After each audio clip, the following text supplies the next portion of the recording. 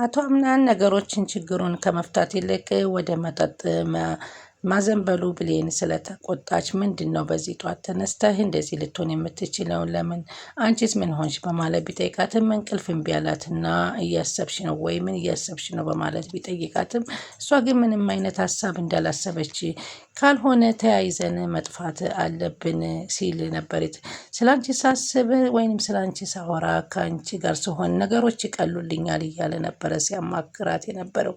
ግን በአጋጣሚ ሳይታወቅ በር በመንኳኳት ሁለት ፖሊሶች በሩ ድረስ ይመጡና ለጥያቄ ትፈለጋለህ በማለት ይጠይቁታል። ይሁንም በመሊክ ጉዳይ ነበር።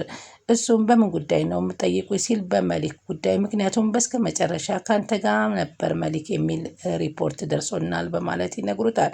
እሱም ፈቃደኛ ሆኖ ምንም እንዳልፈጸመ ሆኖ ወደ ፖሊስ ጣቢያ ያመራል። ከዛ በፊት ግን በሲፈን በቤት ውስጥ ተቀምጣ በሚስትነት ምርጫ መጥታ ያን ሁሉ ቤት ማመሰቃቀሏ ግራ የተጋባው ቤተሰቦቹን ሰብስቦ እዚህ ቤት ውስጥ ማንንም ላምን አልቻልኩም።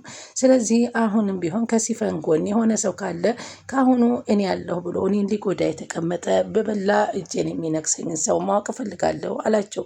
ሆኖም ግን ያለበት ፈስ ያለበት ዝላ አይችልም እንደሚለው ሜርሲ ተሽቀዳድማ የወንድሜ ልጅ ተጎድቷል፣ እውነትም መሆን የለበትም እያለች ነበር ቅድሚያ ስትናገር የነበረው።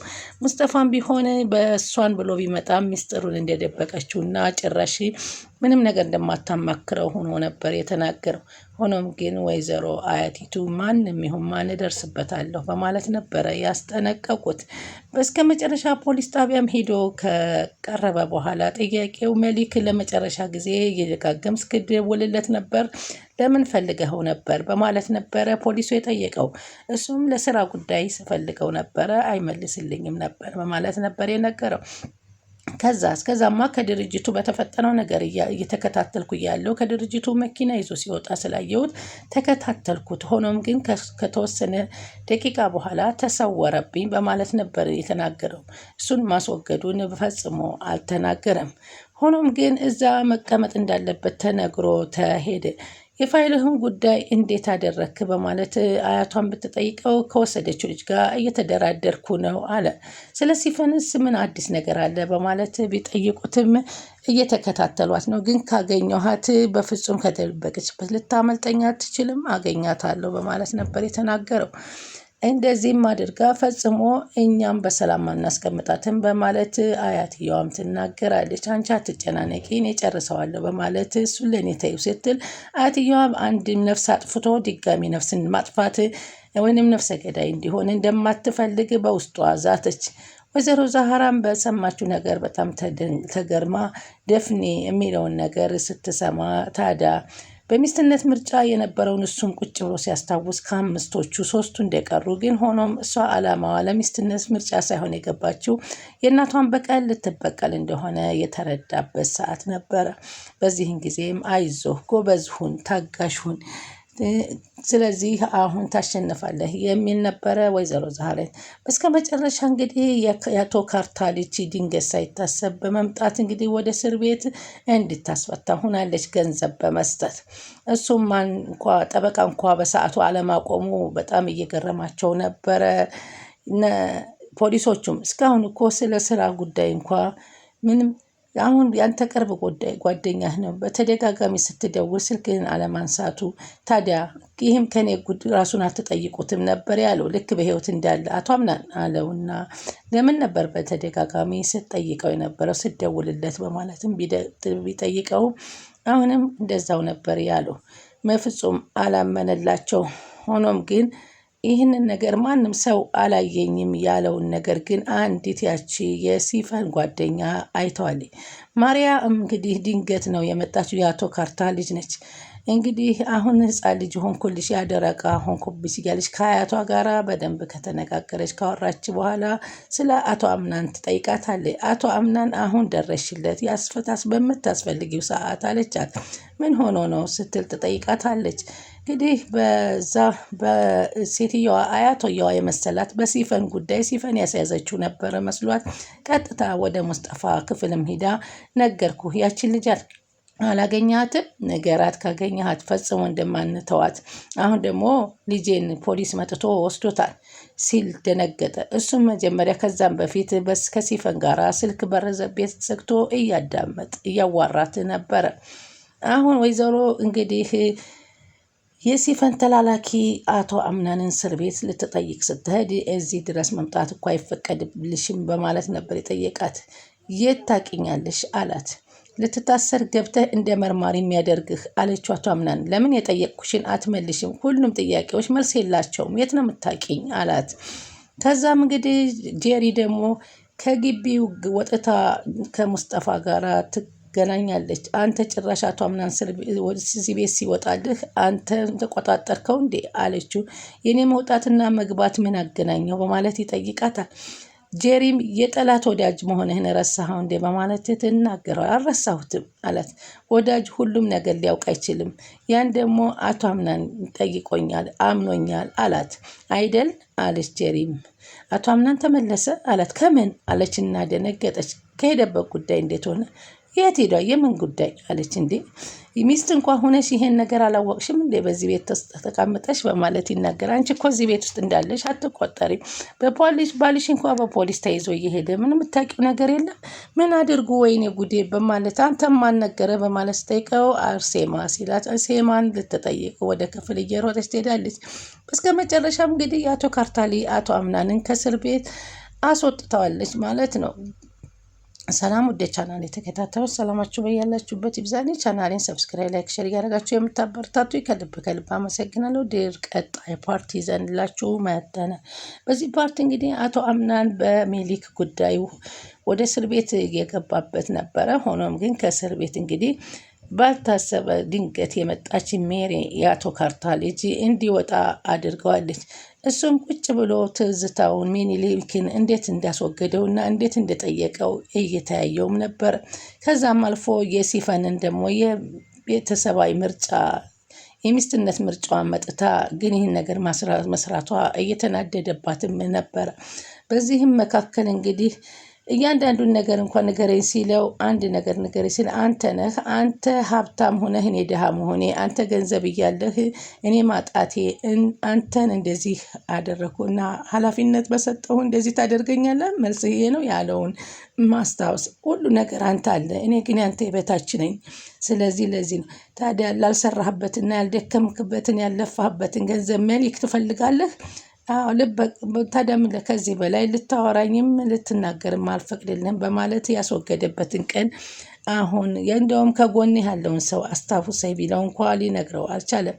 በዚህም ምክንያት እንግዲህ የት ነው የምታውቂኝ እያለም ልትታሰር ገብታህ እያለች እሷም ስትነግረው ለማንኛውም ይላታል።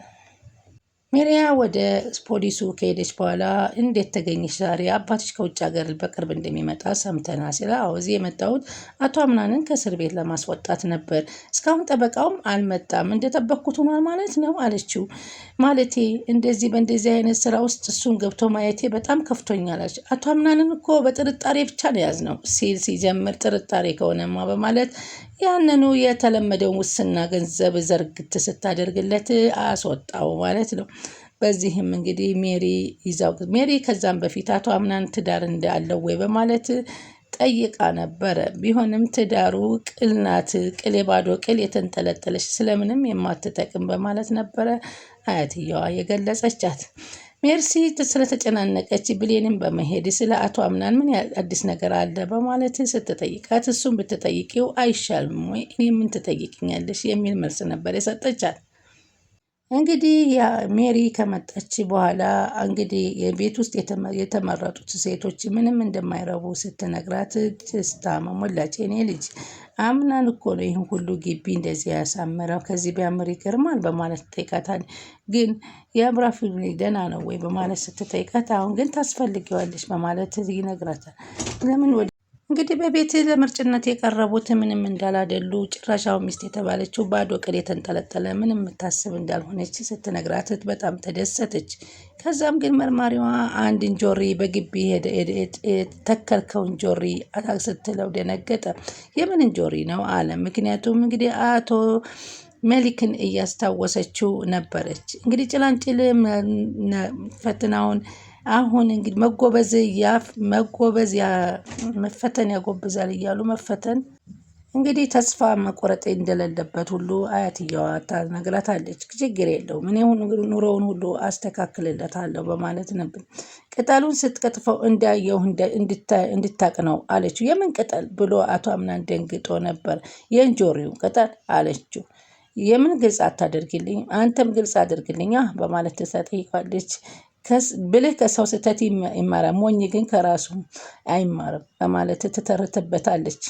በዚህን ጊዜ ያን ነገር ሚኒሊክን እንዳስወገደ እንዳወቀችበት ይገነዘብና ይደነግጣል። በምግብ ስፍራ ላይ ባሉበት ሰዓት እንግዲህ ብሌን አንተ ሽሎሽ እዚህ መቀመጥሽ በጣም ደስ ይለኛል በማለት ሙስጠፋ ይናገራል። አመሰግናለሁ በማለት ስትናገር እንደው እንደ ቤተሰብ አዲስ ማዕድ መቁረሳችን በጣም ደስ ይላል በማለት አያትየዋ ትናገራለች። አዎ አለች ወይዘሮ ሜርሲ በጣም አያቴ ሴማ በስከ መጨረሻም የትክክለኛ አካሉ ብቻ ቀረም በማለት ትናገራለች። ከዚህ በኋላ የኔ ቤተሰቦች እናንተ ናችሁ አለ አቶ አምናን። ከልቤ ነው ይቅርታ ምጠይቅህ፣ የምር ከቤተሰብ አባልህ ስላደረግከኝ አመሰግናለሁ አለ ሙስጠፋ። ችግር የለም ሙስጠፋ አሉ። በሉ ምግቡን ብሉ ሲባል ግን ጄሪ በጣም ደንግጣ ምንም ነገር አትናገርም ነበረ። ጄሪ ምን ነው ዝማሽ? ተናገሪ ተጫዋች እንጂ በማለት ስትጠይቃት ኧረ ዝም አላልኩም እየተጫወትኩ ነው ስትል ከሆነ ጥሩ አለች። ሜርሲ እንግዲህ እውነት ከቤተሰቡ አባል ጥሮቹ ከቀሩት ውስጥ ልትመረጥ ነው ወይ በማለት እንግዲህ ራሳችንን እንጠይቃለን። ሰው ለካ በዚህ ልክ ካጠገባችን ተቀምጦ ውስጡን እየቀያየረ መኖር እንደሚችል በሜርሲ እየተማርን ትገኛለች። ግን አሁን የሲፈን እጣ ሲደርሳት ደግሞ ምን አይነት ነገር ትናገር ይሆን? ሙስጠፋ በተደጋጋሚ ወደ ሲፈን እየደወለ ሲፈንን አንቺ ሁለተኛ ይህን ነገር አድርገው እንዳይሆን በማለት ተጨናርቋል። እሷም እኔ ከሱ ከአቶ አምናን ጎን ሆነህ ልትናገረኝና ልታወራኝ ስለምትችል አላምንህም እና ምንም አይነት ሚስጥር ልነግርህ አልችልም፣ እንዲያውም አትደውልልኝ እኔ ካልደወልኩልህ በቀር በማለት ነበረ ያስጠነቀቀችው። እሱም በዚህ ባልተጨናነቀበት ሰዓት ነበረ ድንገት ወይዘሮ ሴማ በሩን አንኳኩታ የጠየቀችው። አንተ ምን እያደረግክ ነበር በማለት ስጠይቀው ስልክ እያነካካሁ ነበረ በማለት ስጠይቃት እውነት እንደዚህ ያደረገችው ግን ሲፈን ከሆነች አልምራትም አይምራይ በማለት ትተናገረው። እውነት አቶ አምናንን ደግሞ ያስያዘችው ሲፈን ትሆን እንዴ በማለት አሁንም ተጨናንቆ እያሰበ ነበረ ሙስጠፋ። ሜርሲ ከብሌን ወሬ ለማጣራት ግቢ ላይ ቁጭ ባለችበት ሄዳ ግቢውን ዘወር ዘወር እያልሽ ነው ወይ? እንዴት ነው ተሻለሽ ወይ? በማለት ከጠየቀቻት በኋላ አዎ ላንቺን ብትሆን ብትንቀሳቀሽ በጣም አሪፍ ነው አለቻት። አዎ መልካም ነው አለቻትና ስትነግራት የወንድሜ ልጅ እንዴት ነው በማለት ስትጠይቃት እሱን ራሱን ብትጠይቂያት አይሻልም ወይ? ያው አንቺ ታውቂያለሽ ብዬ ነው በማለት ስትናገር አዎ አሁን በጣም ጥሩ ተረጋግተዋል፣ ጥሩ ሆነዋል አለቻት። ግን ባመንሽው መከዳት ከባድ ነው አለች። የወንድሜ ልጅ ደግሞ በሚያምኑት ተከርቷል፣ በጣም ምስኪንና ሰው የሚያምን ነው አለቻት። አዎ ግን ለሰው ልጆች መጨነቅ አስፈላጊ አይደለም ማለች። ህይወት ግን እንደዚህ ናት። ታዲያ ምን ያድርግ? ቀኟን ስታይ ግራዋን ትሰጣለች በማለት ስትነግራት ልክ ብለሻል በማለት ብሌንም ትመልስለታለች። እንግዲህ በዚህን ሂደት እያለች ልታጣራ ያልፈለገችውን ነገር ባለማገኘቷ ተመልሰ በስከ መጨረሻ አቶ አምናን እንግዲህ ከእስር ቤት ወጥቷል። የአቶ ካርታ ልጅ እንግዲህ እሱ እንደምትፈልገው እየተናገረች ነው። እሱ ምርጫው ብሌንን ይሆናል ወይንስ እሷን ወይንስ ጄሪን የሚለውን ነገር ቀጣይ እናያለን። ስለምትከታተሉን ከልብ እናመሰግናለን። ቻናሉን ላይክ፣ ሸር እያደረጉ ይጠብቁን።